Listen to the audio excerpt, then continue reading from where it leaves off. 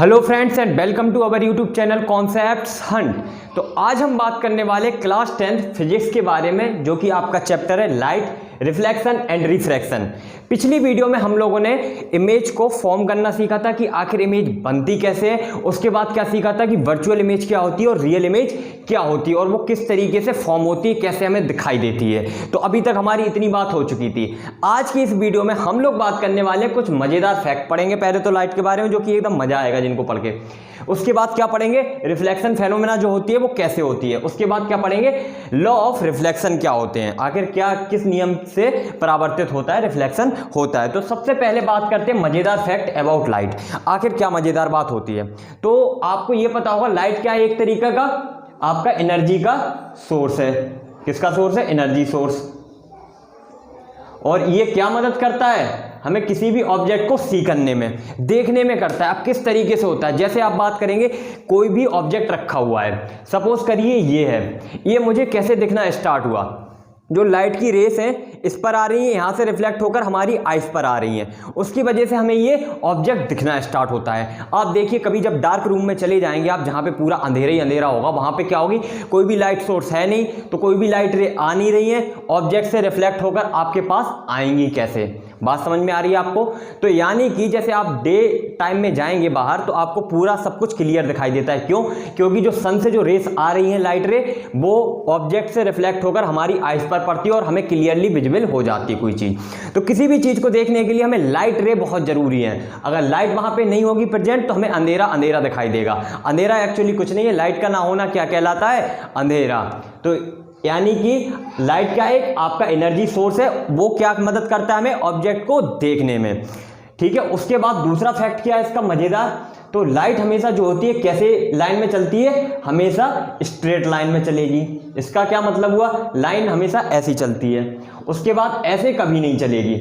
तो आप कैसे समझेंगे इसको, लाइट हमेशा ऐसी सीधी जा रही है, अगर रास्ते में कोई ऑब्जेक्ट आ गया तो वहां से रिफ्लेक्ट होके कुछ ऐसी जाएगी, कभी ऐसे मूव करती हुई नहीं जाएगी। या उसने ऑब्जेक्ट देखा तो अपना पाथ ऐसा चेंज कर लेगा, कभी नहीं करेगी, जाएगी पहले सीधी डायरेक्शन में, कुछ इस तरीके से जाएगी सीधी डायरेक्शन में, उसके बाद रिफ्लेक्ट होकर वापस आएगी। तो इसको क्या बोलते हैं, हमेशा स्ट्रेट लाइन में चलती है लाइट। तो लाइट की तो इंपॉर्टेंट फैक्ट हमने देखे क्या, कि पहला होता है एनर्जी सोर्स, वो हमें मदद करता है किसी भी ऑब्जेक्ट को देखने में। दूसरा क्या होता है कि स्ट्रेट लाइन में चलती है।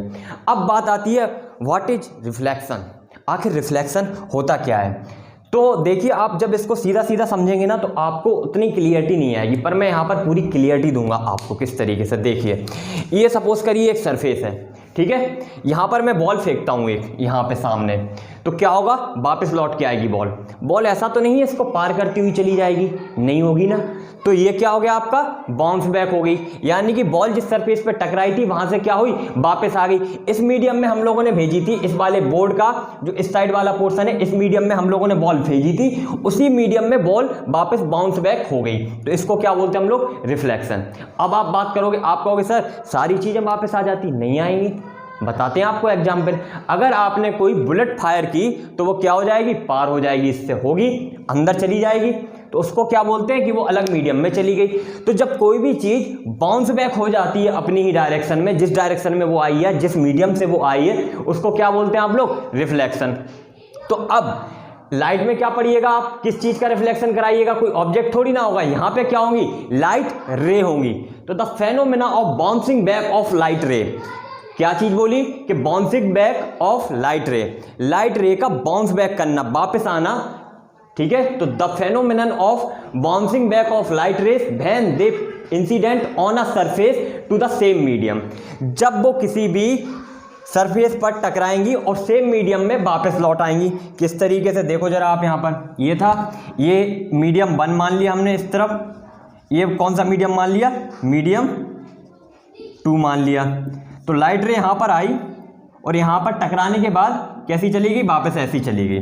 ठीक है। अभी हम बताते हैं ये डायरेक्शन कैसे निकालते हैं हम लोग। अभी लॉ ऑफ रिफ्लेक्शन के अंदर ही हम लोग डायरेक्शन बनाना सीखेंगे। तो अभी देखो आपकी ये लाइट रे आई और इस वाली सरफेस से चली गई, क्योंकि अंदर जाने के लिए इसके पास कोई जगह नहीं थी। अगर यहाँ पे पानी भरा होता, यहाँ पर अगर वाटर होता तो ये रेस पास कर जाती, उसको हम लोग रिफ्लेक्शन नहीं बोलते। तो ये मिरर वगैरह जितनी भी चीज होती है जिनकी एक सरफेस पॉलिश्ड होती है दूसरी साइड, ताकि वो रेस बाहर ना जा सके, तो ये जो बाउंस बैक होता है वो क्या कहलाता है, हमारा रिफ्लेक्शन। रिफ्लेक्शन। तो the phenomenon of bouncing back of light rays when they incident on a surface to the same medium.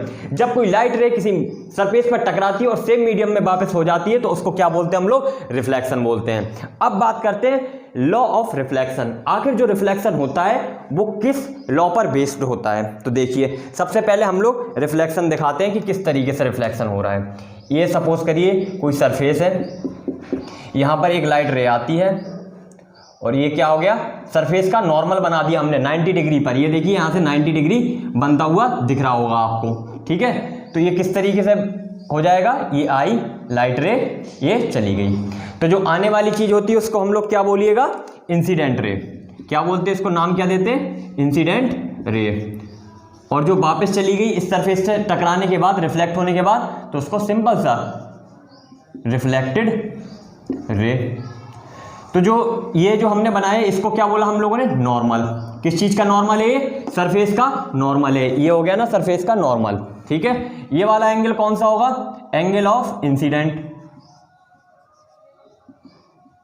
Angle of incidence.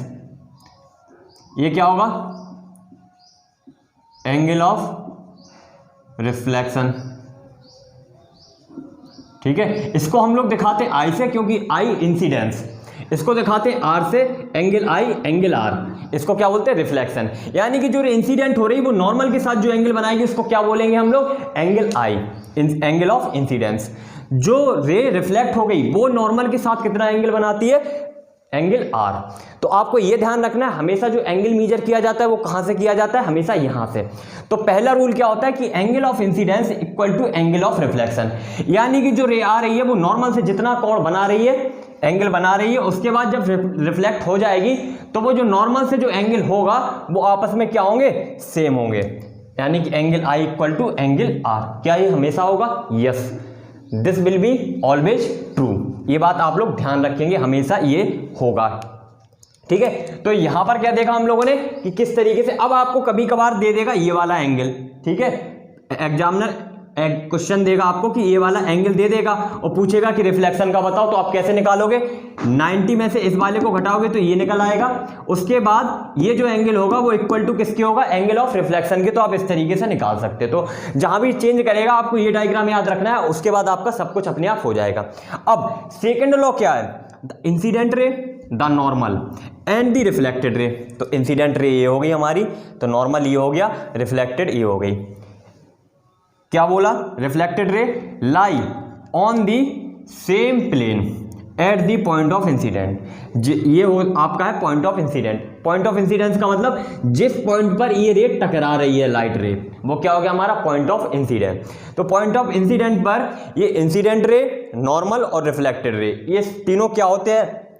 Same plane पर होते हैं। एक ही प्लेन। प्लेन क्या होता है? जैसे ये बोर्ड दिख रहा है आपको, ये एक प्लेन है, ठीक है। जैसे आपको जमीन दिख रही है वो भी एक प्लेन है। जो रूम के नीचे का फर्श होता है वो भी एक प्लेन है। जैसे आपको रूफ दिख रही है, छत की छत दिख रहा है, तो वो भी एक क्या है? प्लेन है, ठीक है। अब कुछ जरूरी बात, होता क्या है, कोई भी लाइट रे अगर नॉर्मल से आती है तो टकराने के बाद कैसी चली जाती है? रिफ्लेक्ट होने के बाद नॉर्मल पे ही वापस चली जाती है। वाई? ऐसा क्यों होता है? देखो जरा आप, देखो यहां पर ये रे आई, नॉर्मली आई, तो नॉर्मल से इसका एंगल कितना बनेगा? नॉर्मल पे ही आ रही है अगर कोई रे, तो ये वाला एंगल कितना हो गया? एंगल आई बराबर कितना हो गया? 0 हो गया। कैसे हुआ? क्योंकि ये नॉर्मल के ऊपर ही हो गया, तो कोई एंगल बनेगा नहीं, तो कितना हो गया? Angle I equal to 0। इसका मतलब क्या हुआ? सिग्मा आई बराबर एंगल आर हम लोगों ने पढ़ा हुआ है, क्या हो गया? एंगल आर बराबर भी क्या आएगा? 0। यानी कि जो लाइट रे आ रही है जिस डायरेक्शन में, उसी डायरेक्शन में वापस भी चली जाएगी। तो क्या हो गया? नॉर्मल पर अगर कोई लाइट आती है तो नॉर्मल पर ही वापस चली जाती है रिफ्लेक्ट होने के बाद, ठीक है। तो ये थी कुछ जरूरी बात, इसको आप लोगों को ध्यान रखना है कुछ नहीं, सिंपल सा इस चीज का ही लॉजिक है। इसको आप लगाओगे तो आपका आ जाएगा, लेकिन आपको इस चीज को ध्यान रखना है क्योंकि कई बार एग्जामिनर ये चीजें पूछ लेता है। तो आई होप आपको रिफ्लेक्शन समझ आया होगा, कुछ मजेदार जो फैक्ट थे लाइट के उसमें भी मजा आया होगा, और लॉस ऑफ रिफ्लेक्शन भी अच्छे से समझ आया होगा। फर्दर वीडियोस में हम इसके फर्दर टॉपिक्स को पढ़ते जाएंगे, सब टॉपिक्स में बांट कर, ठीक है गाइस। तो अभी के लिए बस इतना ही। वीडियो पसंद आई हो तो लाइक ठोक देना एक बार, और चैनल पर नए हो तो सब्सक्राइब कर देना, अपने फ्रेंड्स के साथ शेयर कर देना ज़्यादा से ज़्यादा, और बेल आइकन को जरूर प्रेस कर लीजिएगा ताकि आपको लेटेस्ट नोटिफिकेशन मिलते रहें। तो थैंक यू दोस्तों, मिलते हैं अगली वीडियो में अगले कुछ टॉपिक के साथ।